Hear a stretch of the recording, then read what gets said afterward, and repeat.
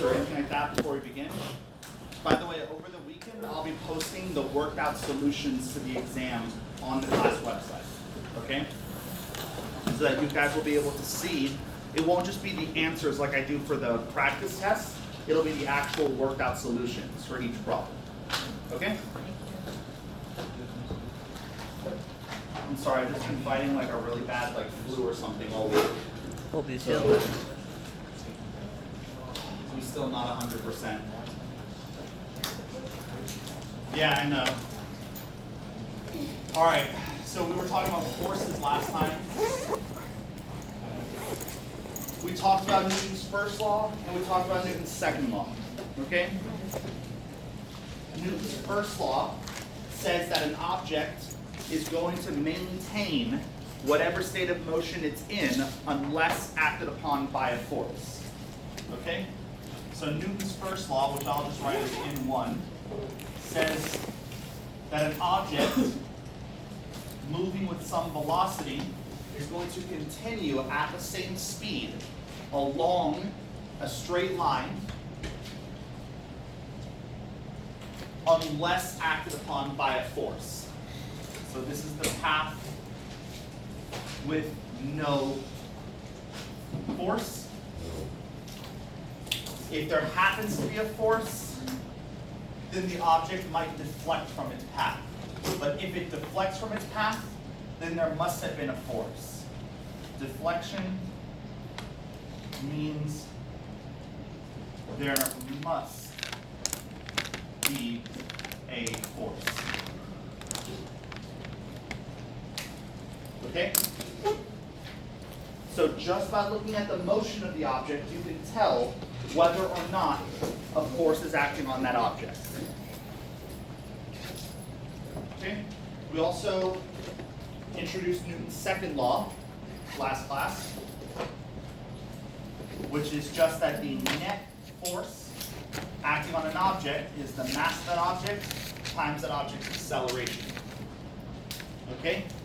This allows us to precisely link the forces acting on an object with the motion of the object.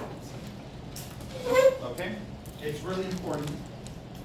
This links forces with motion.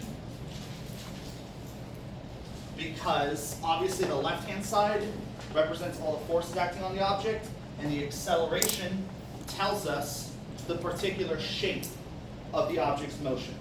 Like the trajectory? The trajectory, exactly. Yeah. Yeah.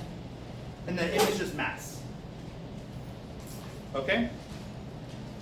Mass, as we talked about briefly last class, is a measurement of an object's inertia. Do you guys remember what inertia is? yes, the resistance It's the inherent resistance to what? of the object of It's the resistance to what, though? the resistance of the of the force gravity. Not to gravity. of the force against it. Close. in motion. To changes in its motion. Okay? Inertia is an object's inherent resistance to changes in its motion when a force is applied on it. So when a force is applied on multiple objects, the objects with a larger inertia are going to change their motion less. So they're going to have smaller accelerations. The objects with a smaller inertia, they're going to change their motion more, so they will have larger accelerations. Okay, that I demonstrated last class by imagining two boxes. One that was, let's say, 1 kilogram in mass. Kilogram is the unit of mass. And one that was, let's say, 5 kilograms. Both of them have the same force acting on it. Let's say it's a force forward of 10 newtons. A newton is the unit of force. Last time when I did this, I didn't use any units, okay? But kilogram is the SI unit of mass, and newton is the SI unit of force. I'm pretty sure I talked about that at the end of last class. And if you just look at Newton's second law and you divide the force on the object by the mass, F divided by m tells us that this object accelerates at 10 meters per second squared, and F divided by m tells us that this object accelerates at 2 meters per second squared. See, this object has 5 times the amount of inertia, so So it has 5 times greater inertia, so it has 5 times less change in its motion, 5 times less acceleration. You divided it by the end, right? Yep. Can you show that equation? That equation Can you is write this it one. out? That's this equation. Okay? Any other questions about Newton's second law? Okay. So basically, you're saying that the mass is in proportion to the A, and the net force is proportional to the M. If the M goes up, the net force go up, or if the A goes up, the net force go up. No, so you want to think about the net force as being its own independent quantity, and Okay. M being its own independent quantity, Oh. and A depends on the two of them. So F equal ma is different from net force equals ma. There is no equation F equals ma. Oh, okay. That equation doesn't exist. Oh. There is the net force on an object equals ma. Oh. No single force on an object determines the object's acceleration. Okay. Okay, to talk about that, last class I had given the example of a tug of war. You have a little game of tug of war, there's a little flag attached to a rope. You have one team pulling on the rope, and they produce a force F1 to the left. Just by knowing that force that they apply on the rope, can I determine the motion of the flag? No, right? Because there's a whole nother team pulling on the rope, producing a second force, F2, in the opposite direction. And only when I consider the sum of these two forces, only when I consider the net force, the cumulative effect of both forces, can I determine where the flag will move. Okay? The motion of this flag is not determined by F1 alone. It's not determined by F2 alone. It's determined by the cumulative effect of both F1 and F2. The Okay? motion of up and down, like. No, side to side, just tug of war. Okay, they're just trying to pull the flag in one direction or the other. Okay? So there is no equation F equals ma. There's only the equation the net force, the sum of all F's equals ma. Okay? Any other questions? All right. Now, we have to introduce Newton's third law, which we haven't talked about yet. We spent a fair amount of time talking about pseudo-forces last class, and pseudo-forces are forces that exist, but aren't, that they're things that change an object's motion like a force would, but they aren't caused by any other object. Okay? So when we had the really, really, really tall building, that a ball was being dropped off the building, the ball appears to rush away from the building as if a force was applied on it, but there doesn't seem to be any object that's actually causing that force on the ball. Okay, the reason why is because the ball isn't actually moving away from the building is actually moving away from the ball. Okay, because the earth is rotating. Real forces are always interactions between objects, and because of that, they always come in pairs. Okay, if you have object 1 and object 2, and object 1 puts a force on object 2 always puts the same force back on object 1, just in the opposite direction. Okay? Newton's third law, you guys often hear it, is like for every action there's an equal and opposite reaction. Okay?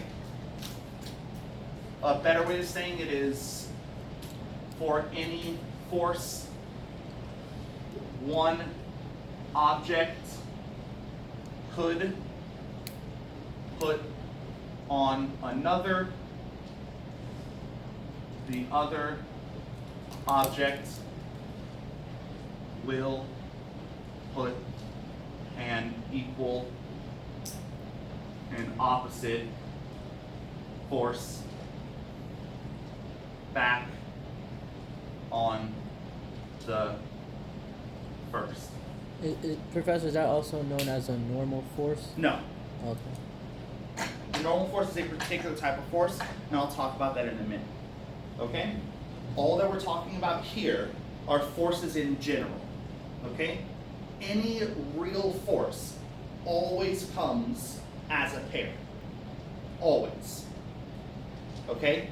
What Newton's third law says is that if any one object influences another object, that other object always influences back on the first.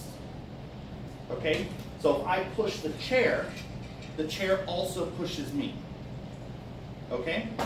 If I push the table also pushes me back with the exact same amount of force in the opposite direction.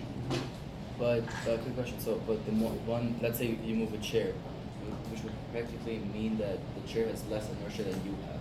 Yes. If you're able to push the chair, but if you're trying to push the table, you're going to be pushed away. So the table has more inertia. Yes. Well, it's not because of the table's inertia, don't forget the table's also bolted to the floor. Yeah. It's because there are more forces than just the one force I'm putting on. Exactly. So when I push the chair, there are more forces acting on the chair and more forces acting on me than just a single force that we're exchanging.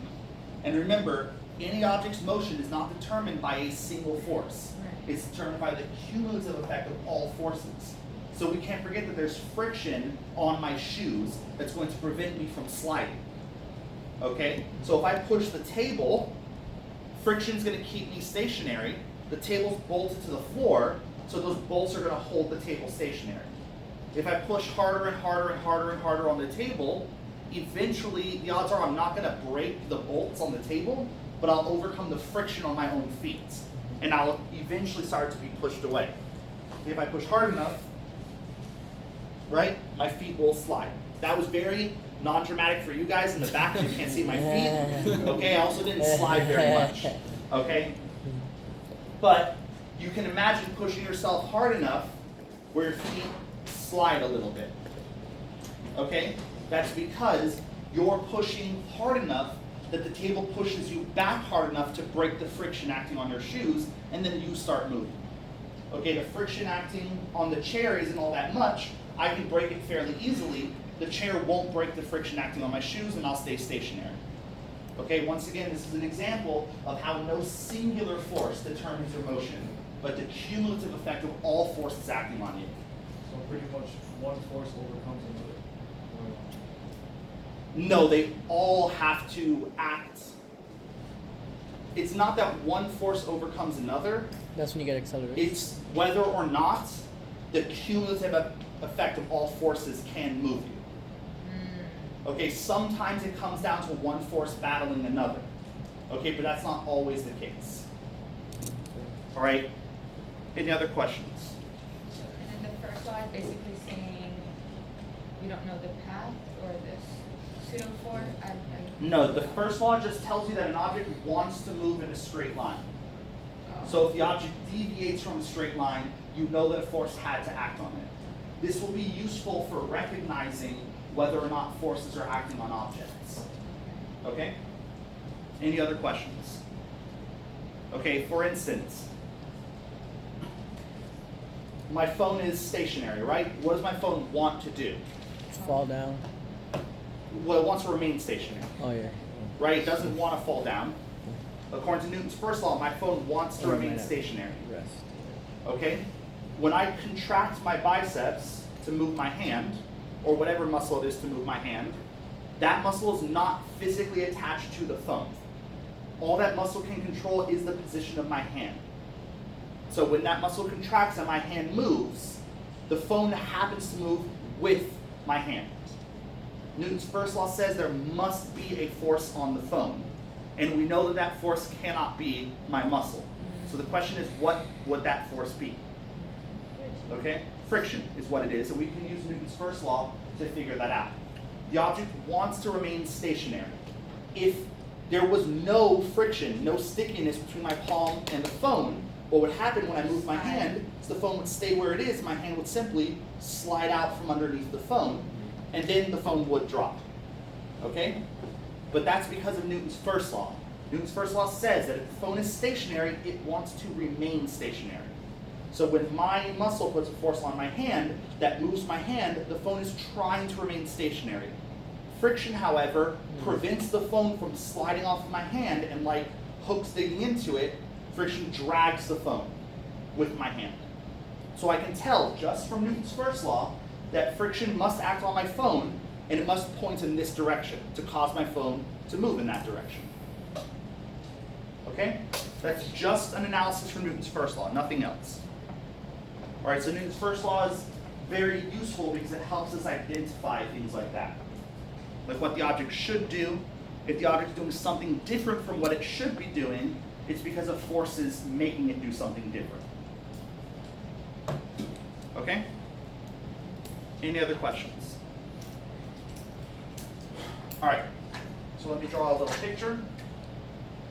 If we have object 1 and object 2, if object 1 is putting a force on object 2, this is F of 1 on 2, in some direction, then 2 must put a force back on object 1. So if one exists, the other must exist. And specifically, they must exist so that 1 on 2 equals the negative of 2 on 1. Remember, this negative sign is actually a scalar that's negative 1. Anytime you multiply a vector by a scalar, you change the length of that vector. That scalar is 1, right? How much do you change the length of the vector by None. if you multiply it by 1? None. You don't change the length at all, right? No. So these two vectors have equal length because the scalar has a size of 1. Okay? But since it's negative, what happens to the direction of the vector? It's opposite. Opposite direction. Okay? So this tells me that these two vectors are the same length, pointing in opposite directions. That's exactly what equal and opposite means. Okay? Same size, opposite directions. Okay? Any questions? All right, let me ask you this. If I take my pen, I let my pen go, it drops, right? Why does it drop? Net force is 0. You're bad. The net force is not 0. If the net force was 0, what would happen to the pen? It would stay. It would stay where it was. When I let it go, Gravity. it drops, right? Gravity from the earth acts on it. Okay? So we have the earth. And we have the marker. And the earth puts a force on the marker, which I would call Fm, the force on the marker. But what does Newton's third law tell us the marker must do to the earth? Exert If the force. earth puts a force on the marker, It must go in the marker opposite must- direction, so it goes towards the earth. What? It has to go in the opposite direction for it to go towards the earth. No, what do It's you going mean? to act on the force on the earth. The marker must put a force back on the earth, right? Okay, where's that force gonna point? Down. Up. Up, Up, right? That's what I'm saying. It's gonna point up. Yeah. Up. So there will be some force on the earth. I'm showing it to act on the center of the earth. Okay? I could draw the earth smaller. Alright, but the point is it's acting on the center of the earth. Okay? So my question is, if Newton's third law claims that both of these forces are supposed to be exactly equal in magnitude, that the marker pulls the earth up exactly as hard as the earth pulls the marker down, why does the earth rush up to meet the marker? Why is it that only the marker drops? Less mass, less. Because what? Other forces? Nope. This one is not because of other forces. It's a good guess though. Can you repeat the Marker is question? not- Because it's bigger? What were you I saying? mean, the marker has a lot less mass than The the marker Earth. has a lot less mass, okay? I want you guys to be very clear about what's going on in Newton's second law. A lot of students, they run into trouble with this question because in their head, they think if the forces are the same, then the motion must be the same. That's not true. Forces do not determine the motion on the marker. Acceleration determines the motion on the marker. And before you can tell the acceleration on an object, you have to take the forces acting on it and divide it by the mass. Okay? Newton's third law does not say anywhere that the acceleration on both objects has to be the same. It only says that the forces have to be the same. Okay? Let's imagine that this marker's in free fall, so it's just falling straight down. There's no drag, there's no air resistance, there's no anything.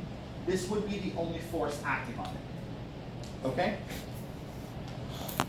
Also on the Earth, this gravitational force would be much stronger than any of the other gravitational forces around it. Okay, because even though the sun is very, very, very large, the sun is also really, really, really far away. The same thing for the moon. So we're only going to consider the gravitational attraction between the two as being the only force. So Newton's third law tells us that the force on the marker must equal the force on the Earth. Newton's second law says that since this is the only force on the Earth, and this is the only force on the marker, so they are equal to their net forces, they must also equal ma for each object, right? This, by Newton's second law, says the mass of the marker times the acceleration of the marker equals the mass of the Earth times the acceleration of the Earth. A quick question. Yeah. Now, if you would imagine we have a way bigger marker, a very large marker, bigger than the Earth, would the Earth move towards the marker? Yes. In that sense? Yeah. But doesn't it depend if the marker weighs more? You just said Webb is more massive than the Earth. Oh. But is that like a physically realistic question? No, just No. theoretically. Really? Yeah. You compare it to something else like a planet. Yeah, so for instance, if you imagine the sun, which is much more massive than the Earth, the sun does pull the Earth towards it. Okay? The difference is that the motion is more complicated because the Earth is already moving perpendicular to the line connecting the Earth and the sun. So if you were to just draw the Earth and the sun, this is the line connecting them. The Earth is already moving very quickly perpendicular to that line. This is the force on the Earth due to the sun. So that force deflects the Earth off of its path, right? Okay, so the Earth's path is not a straight line like it wants to be, but it's deflected. It turns out that the velocity is exactly the right value, where this deflection keeps the velocity perpendicular to the force and causes it to actually move in a circle. Okay? If the force was larger, then the Earth would curve towards the sun and eventually hit the sun. Okay? Yeah. But the velocity is exactly the right value where the Earth can continue moving around the sun in a roughly circular manner. That all that the force between the sun and the Earth can do to the Earth is turn it. It can't pull it closer to the sun. Okay, but this is a realistic example of what happens in nature, like in outer space, to objects that are of equal mass. You get the same thing with the moon and the Earth. Okay? The Earth is more massive than the moon, but it's not like wildly more massive than the moon. They're within like 100 or 1,000 times the mass of each other. Okay? And what happens is the moon doesn't just fall towards the Earth, but it orbits the Earth. Okay? You see this commonly in space, is that gravity, when you're comparing two objects that are almost of equal mass, it causes them to orbit each other. Okay, we'll spend a whole chapter talking about this characteristic of gravity. Okay, but that's later on. Okay? All right, any other questions about the setup to this problem? So, what I want to do is look at the acceleration of the Earth. The acceleration of the Earth is going to be the mass of the marker times the acceleration of the marker divided by the mass of the Earth. Okay?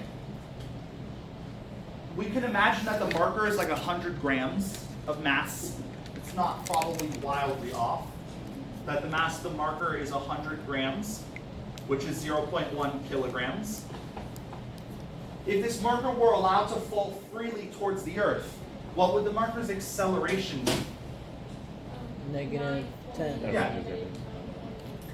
Let's just say 10, right? Gravity.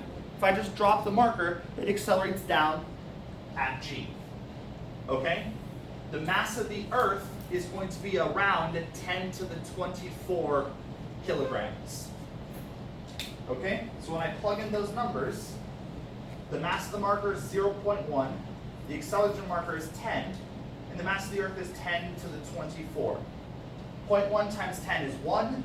1 divided by 10 to the 24 is 10 to the negative 24 meters per second squared. Okay? That number is really, really, really, really, really, really, really, really small. It's very hard to describe just how small that number is. Okay? But roughly in 1 second, the Earth would move up.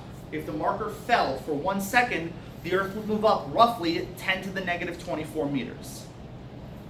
Okay? 10 to the negative 24 meters is 1 billion times smaller than the nucleus of an atom. Okay? So it would take you dropping the marker 1 billion times before the Earth moved the width of a single nucleus of a single atom. Okay? That's how small that acceleration is. It's really, really, really, really, really, really small. So it's basically zero. The Earth basically doesn't move at all. And it's because the Earth is 25 orders of magnitude larger in mass than the marker is. Okay, essentially like what you said, the marker is essentially massless compared to the Earth. I'm assuming that you had said that at some point. Yeah, it's I a thought I heard you lot say that. less Exactly. mass. Okay? Any other questions? All right.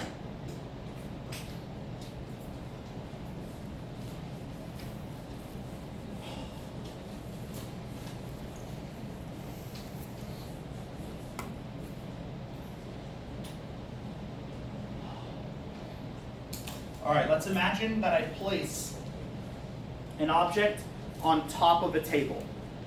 Okay? So it's just a box. It could be that cup. It could be anything. It could be me sitting on the table. It doesn't really matter. Okay? There's a box placed on top of some surface. All right? This box is going to feel a force of gravity downward. That force of gravity is the weight of this box. Okay? Take my word for it. This box is also going to experience a force upward called the normal force.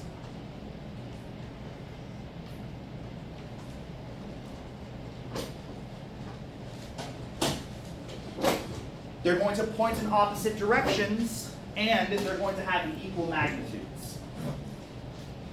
Okay? Do these forces form what we can call an action-reaction pair, as defined by Newton's third law? Yes. Remember, I said that all forces come in pairs. Are these two forces one of those pairs described by Newton's third law? Yes. Okay? No. The answer is no. Well, You don't need to know anything about these forces to know that they don't satisfy Newton's third law. Can you repeat that again, please? You don't need to know anything about these forces to know that they don't satisfy the definition of one of those pairs described by Newton's third law.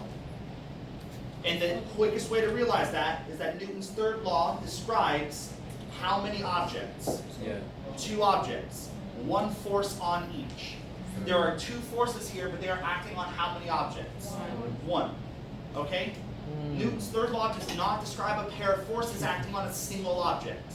Newton's third law says that if object 1 puts a force on object 2 puts a force back on object 1. Okay, that is not the situation that's going on here. Okay? However, Newton's third law does say that each of these forces has to have a pair. Right? All forces have to be produced in pairs. Where is the paired force for each of these? In order to tell that, you have to know where these forces come from. So I want to talk a little bit about each of these forces. Okay? The weight comes from the Earth. Okay? This is the force of gravity from the Earth. Okay? That's what the weight is. Okay? We had mentioned briefly last time the differences between mass and weight. Okay? Mass is a scalar, weight is a vector. Okay? Mass is a measurement of inertia, weight is a force. Okay? Mass has more to do with motion, weight has to do with gravity. So they're describing two different phenomena. Okay? However, in order to calculate the weight on an object, you do need to know how much mass that object has. So the weight on an object does depend on the object's mass, but the opposite is not true. The object's mass does not depend on the object's weight. Okay? Where does the normal force come from? The reason why these two forces are actually equal and opposite is not because of Newton's third law, but because of Newton's second law. It's at rest.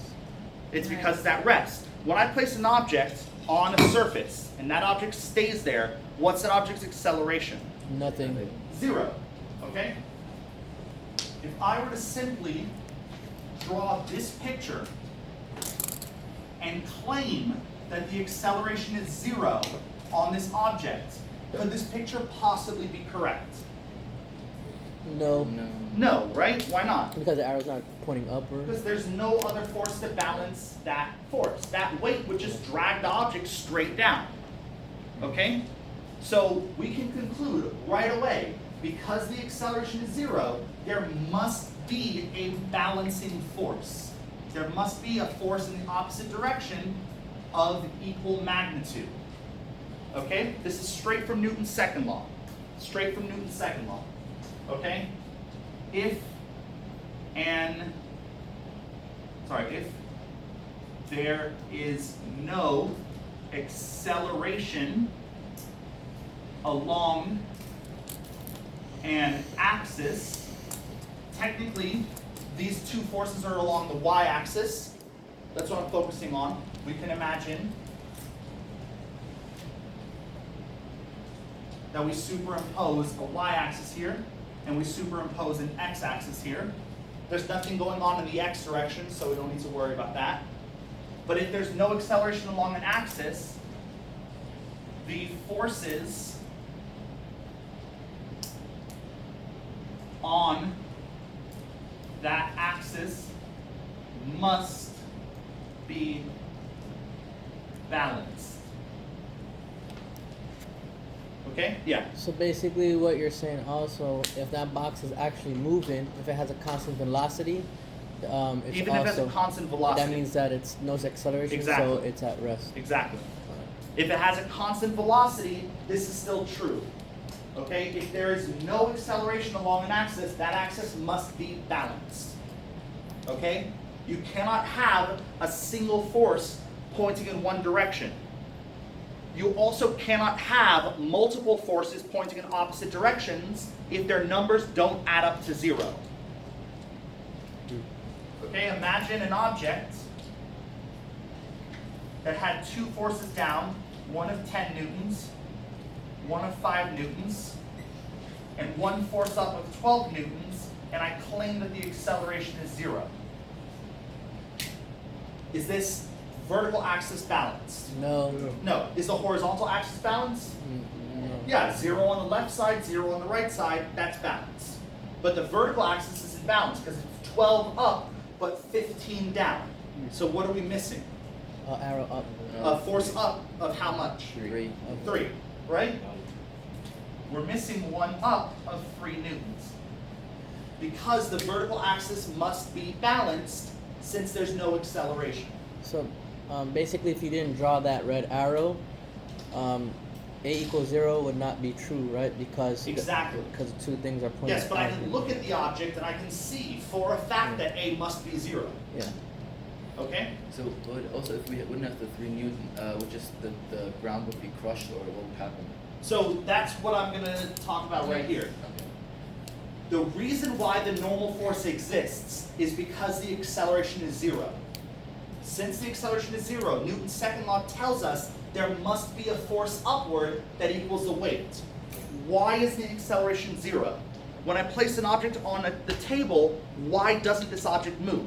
Because Right, gravity's pulling it down. Gravity wants to move it down. then Why doesn't Then it? that force Normal force. balances it out. Normal force. Equilibrium. No, I'm asking why does the normal force exist? Why does You what? have, Because what? What did you do? I'm just What did thinking you like say? it's on. Because it's not like it's gonna go straight. They to the cancel earth. out It has, each like, other. stuff that The has- force downward and the force upward, they cancel out each other. They only cancel out because the acceleration is 0, and we only know the acceleration is 0 by looking at this object. I'm asking a simpler question than you guys are thinking of. What was the question? The question is, why doesn't this object move? It can't go straight to. It the- can't go through the tabletop, right? The tabletop is solid. Yeah. Okay? It has nothing to do with the forces, because I'm trying to explain the forces. So I can't use my explanation to explain this. Okay? So it had nothing to do with the forces, it was simpler than that. The reason why this object doesn't move is because the tabletop is solid, right? Mhm. So where does the normal force come from? It comes from the fact that the surface this object is on is solid. That's what produces the normal force. Okay? Like the ground that we step on? Exactly. It comes, this is the force due to the fact that the surface is solid. Any surface is going to produce a normal force because all surfaces are solid. So basically, is there resistance? What is this basically normal force? It's the fact that this object cannot move through. It's the resistance of the tabletop to breaking. That's what it is. But it's not just the tabletop, it's every surface. So the ground produces a normal force to balance out my weight. If I push against the wall, if I push with 10 newtons against the wall, my hand doesn't punch through the wall, right? I can lean against the wall without the wall breaking. And you get 10 newtons back this way. Yeah, so I need the wall to put a force against me So it won't break. so that I don't fall through the wall.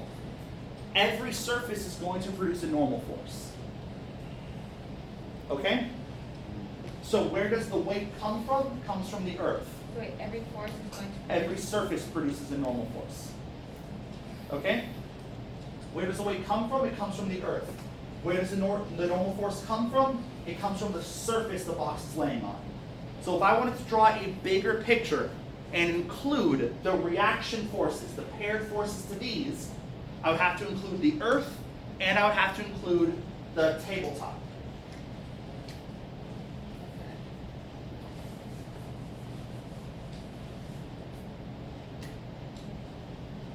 So here's the earth, here's the center, here's the table, okay, and here's my box. So if my box experiences a weight downward, there's a force of W up acting on the earth.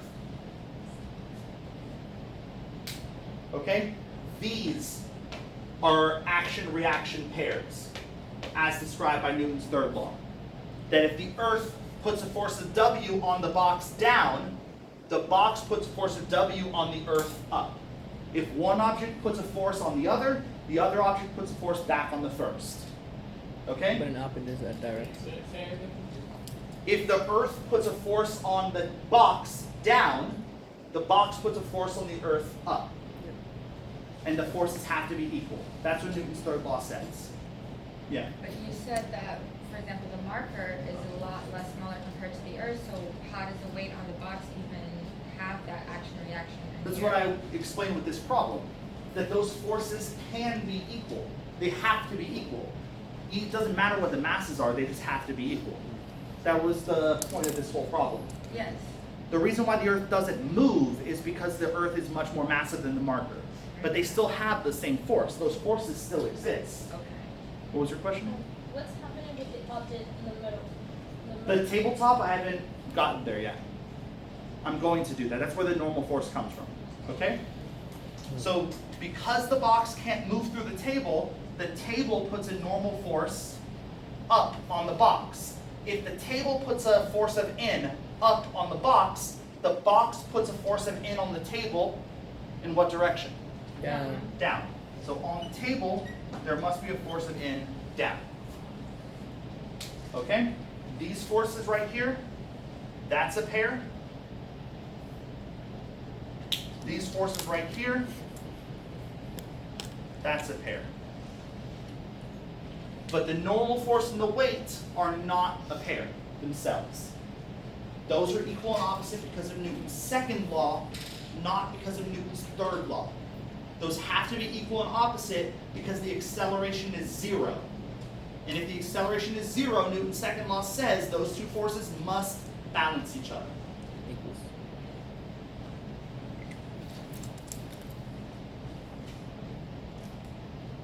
Okay. Sorry guys, I'm getting a little like woozy. Take your turn. All right. Any other questions?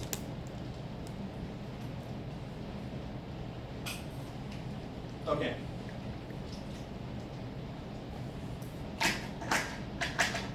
Generally, in problems, we only care about one object at a time. If you try to think back to what we've been talking about, every problem we've been talking about has only been dealing with one object at a time, okay? A ball is thrown into the air. How long does it take that ball to peak? How long is that ball in the air for? How far does that ball land away from where it's thrown? How high does that ball go into the air? That entire problem only concerned itself with one object, the ball, okay? We never cared about another object. A car accelerates from rest. If the car accelerates at this rate for so long, how long does it take the car to reach some final speed? How far does the car travel before it reaches that final speed? That problem only involved one object, the car.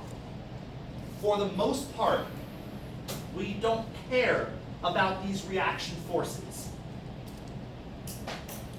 For almost every problem we're going to come across, we will not care about those reaction forces. And the reason we will not care about them is because we're only going to care about one object at a time. In Newton's third law, I just erased it unfortunately, but Newton's third law says that those pairs must act on different objects. If one object puts a force on the other object puts a force back on the first. If all you care about is one object, then you don't care about the forces acting on this object, right? Right. If all I care about is the box, I don't care about the forces acting on the table. I don't care about the forces acting on the earth. Does a force acting on the earth affect my box? No. No, it only affects the earth. Does a force acting on my table affect the box? No. No, it only affects the table. So for the most part, all we will care about are forces acting on a single object. That one object that we are concerned with in the problem. So we will not have to worry about Newton's third law very much. The exception are problems that involve more than one object. That's the only exception. Okay, we might do one problem. We might do one problem where we're like pushing a box and that box is pushing a second box. A problem like this, where there's one box here that we are pushing and then that box pushes a second box. And then in this problem, since there are two boxes here that you have to care about, there will be a force that this box puts on that box, and that box will put a force back on this box, and you will have to care about Net. those forces, those interaction forces. Okay?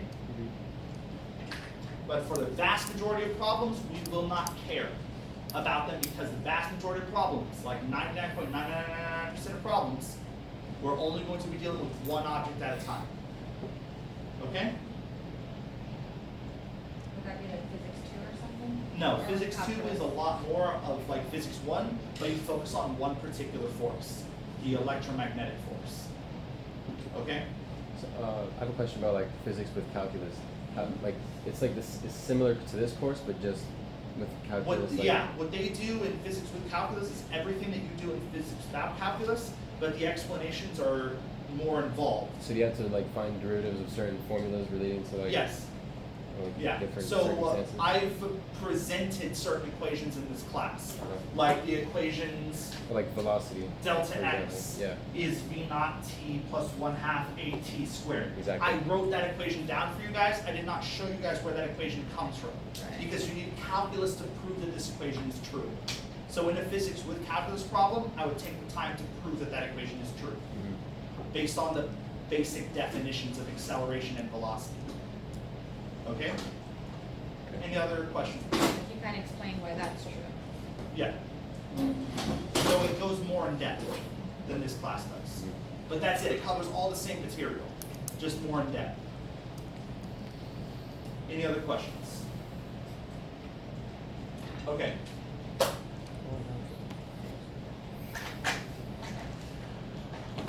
So So I want to talk about the normal force, and I want to talk about these problems in general.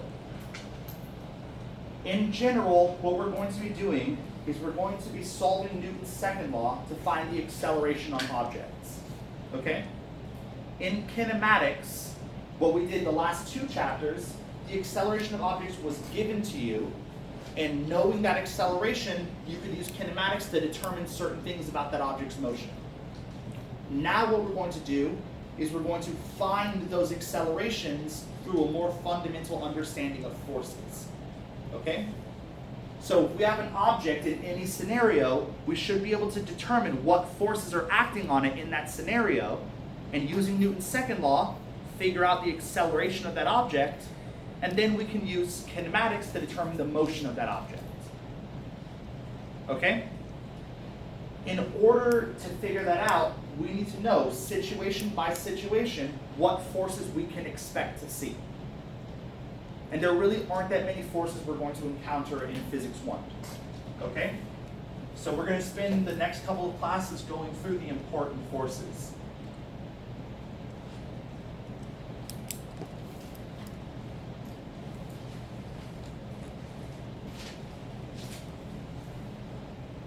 Okay? We've talked about weight briefly. I'm going to talk more about that in a second. We're going to talk more about the normal force, so I've already mentioned it briefly. Friction, we're going to cover next class in depth. Tension, we're going to cover in depth in a future class. And then the spring force, we're going to cover in depth in a future class. So inertia is not. Inertia is not a force. Inertia is an object's resistance to changes in its motion. Okay? I would think friction was kind of like that as well. A resistance, but it's actually a force. Friction is a force. Friction is a direct interaction between two objects, two surfaces that are rubbing against each other. And it is a force that impedes the motion of an object. But it produces a change in the motion. It doesn't impede a change in the motion. So if I push an object along the table, this object's motion changes, right? It slows down. When I slide it, it slows down, it stops because of friction. So friction isn't impeding a change in the motion, friction is causing a change in the motion. So friction's a force. And friction is a real force, not a pseudo force, because there's a real physical interaction between the bottom surface of my box and the tabletop. There's an actual, you can hear that interaction. You can hear the sliding. Okay, so that physical interaction produces the friction that stops the object. Thanks. Inertia is just a quantity that objects have. Okay? So the weight, I want to just talk about really quickly. Weight is really easy to calculate under any circumstance. If you have an object, so here's the ground. If you have an object in free fall, meaning that the only thing influencing it is gravity, then it's only going to have one force acting on it, right? Yeah. The force of gravity downward. Near the surface of the Earth, we call that force of gravity the weight of the object. So the only force acting on this object in free fall is the weight. There's no force due to air. For instance, there's no air resistance or drag. There's no wind. We're not imagining anything other than gravity pulling this object down. When the only force acting on this box is gravity, what's the box's acceleration? 9.8. Negative 10. G, right? So the acceleration on this object is G. So what is the net force on this object? No, the net force is just W, right? Are there any other forces that are competing with W? No. No. So the net force is just W. It's not W plus anything or W minus anything, right? The net force is just W because that's the only force. Okay?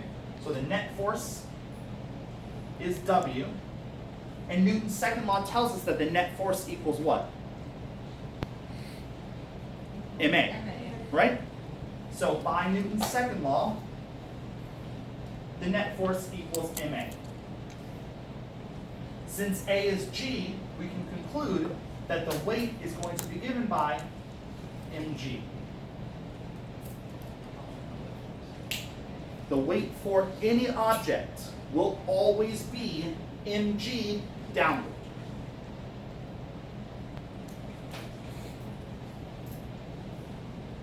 Okay? Mass times gravity. Yeah. The weight of any object will always be mg downward. Weight is a very simple force. Its magnitude is always determined by a simple formula, mg. Okay? The normal force is very different from the weight. The reason is because the normal force does not have a fixed value like the weight does. The weight will always be mg, but there is no equation that I can come up with for the normal force. The normal force's value varies from case to case to case, because the normal force will grow to be whatever value it needs to be to accomplish one goal, to keep the surface solid. So if I place a light object, an object with very little mass or very little weight on top of the table, the normal force will be small. But if I place a heavier object on top of the table, the normal force has to be bigger to cancel out the larger weight. So the normal force will grow, it will adapt to be whatever value it needs to be to keep the surface from breaking. Okay? Because of this feature, because it adapts to be whatever it needs to be, we don't have a simple formula to determine the normal force, like we do to determine the weight. Okay? Let's run through a couple examples. We already did a simple example right here. The normal force equals the weight in this example. Okay, let's do a slightly different example. We place a box on top of a table.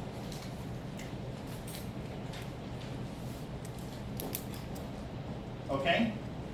This box has 3 kilograms of mass. It has a weight downward, but I also push down on top of the object. I push down with a force of 10 newtons.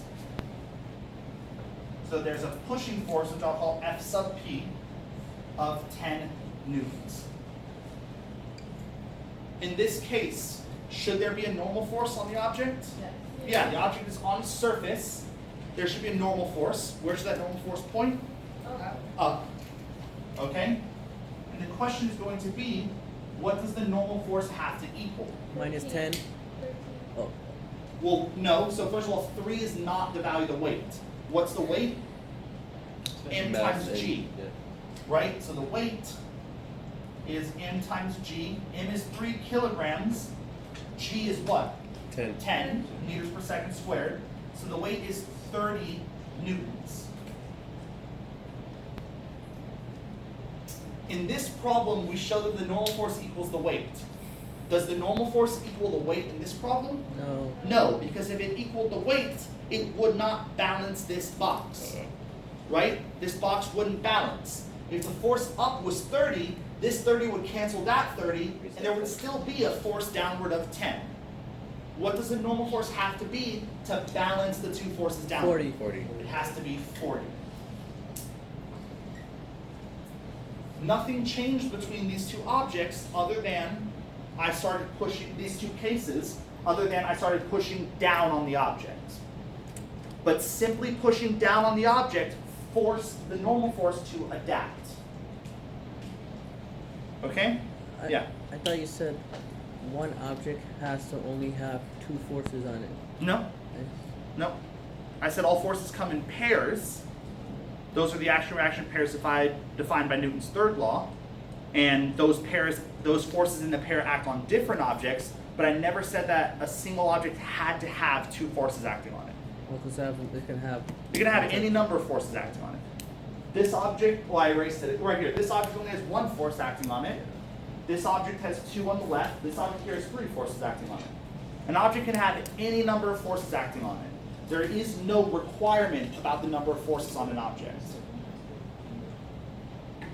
Did you have a question? Yeah, why you put 40 on the top and like 30 on the bottom? Because it has to balance the two on the bottom. What's the total force down? If the weight is 30 down and the pushing is 10 down, what's the total force down? 40, right? So the normal force has to balance all of the downward force.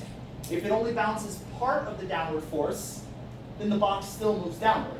Yeah. So like in a question, on a test, we have to put how much the top will be? Like we have to fill in that blank or? If the problem asked for what the normal force was, then yes, you would. Or we have to find the weight? It depends on the problem. I can't tell you what any random problem is going to involve. So something that you guys have to get comfortable with now is that there's never going to be one way to solve any general problem. Each problem is going to involve different generalized problem-solving strategies. Okay? And I'm trying to teach you guys how to deal with each of these forces as you encounter them. In general, what we're trying to do is trying to determine the net force on the object. Okay? That's in general what we're trying to do. But before we can determine the net force on an object, we have to know how to deal with any force that we come across. Yeah, That is for acceleration to be zero, right? exactly. And the acceleration is going to be zero. I know it's going to be zero because I place my object on top of this surface and my object isn't moving. I can look at it and I can see that it's not moving. Okay, if the problem says that a box is placed on a surface and it stays on that surface, you have to be able to deduce from that that the acceleration is zero. If the acceleration wasn't zero, would the object stay in place? No, it would move. Okay? Because the object stays in place, the acceleration has to be zero. Okay? All right. What if we had the same box, 3 kilograms, but now instead of pushing it downward on it, I attached a rope on it and I pulled up. So I'm pulling up with a force of, let's say, 10 newtons. What would the normal force be in this case? -10. No, it wouldn't be down at 10. It wouldn't be 30. We have to go through and we have to figure out any other forces that are acting on this object. The acceleration has to be zero. What other forces are going to be acting on this object? The object's weight is going to be there. Where does the object's weight point? Down. Down. How do we calculate the object's weight? Mass. M times G. M is 3, G is 10, so the weight is 30. Are these forces balanced? No, so there must be a normal force. Where does the normal force point? 20 up. Upward, and it's 20 upward, exactly. The normal force is going to be 20 upward because 20 plus 10 is 30, and 30 up balances 30 down. Okay? The normal force will be whatever value it needs to be to satisfy Newton's second law. Newton's second law says that since in each of these cases the acceleration is zero, in each of those cases the axes must be balanced. The forces must be balanced. Okay?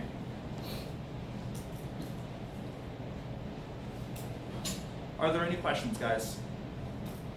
We're gonna end class a little bit early. I'm starting to feel like I'm still recovering from like the flu or something. Yes. All right? Are there any questions? So just to analyze that last part, Yeah. so what it's saying is the Balance. weight of that box, the force of it is going 30 newtons down. Yeah, if you look at And- each of these problems, the weight would be the same. If that box on the left was 3 kilograms of mass, it would still be 30 newtons of weight. The weight is always the same because the weight is a simple fixed force that's just M times G. But the normal force is different in each case. The normal force is different because the normal force is constantly adapting to the situation. Okay. In the math Yeah, class, it's trying to Hold on one second. Units, always and. That's the unit of force, yeah. So any For all of force. them. Yeah, for all forces.